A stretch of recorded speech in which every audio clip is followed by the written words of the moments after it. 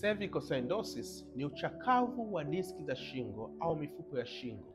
Hii mara nyingi hutokana na umri kwenda au kinga za mwili kushindwa kufanya kazi yake ipasavyo. Hizi ni dalili 5 ambazo hupaswi kabisa kuzipuuzia wewe mwenye cervicosyndosis.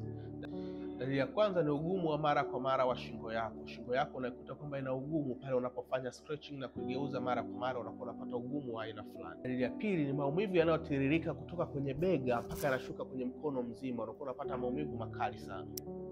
Dalili ya tatu, unapata hisia au unakosa hisia, kwa maana kwamba unapata hisia za kuwasha kwenye mkono wako au muda mwingine unakosa kabisa hisia katika mkono wako. Na dalili ya mwisho ni kichwa kuuma. Katika upande wa nyuma ya shingo yako unakuta kichwa kinakuuma sana. Sasa kama wewe una moja ya dalili kama hizo ambazo nimetoka kuziorodhesha hapo juu, hakikisha kwamba unawasiliana nasi tuweze kukusaidia namna iliyo sahihi na namna iliyo bora ya kutibu changamoto yako ya shingo, kwa kukupatia virutubisho sahihi vya asili ambavyo vitaenda kurejesha afya yako salama.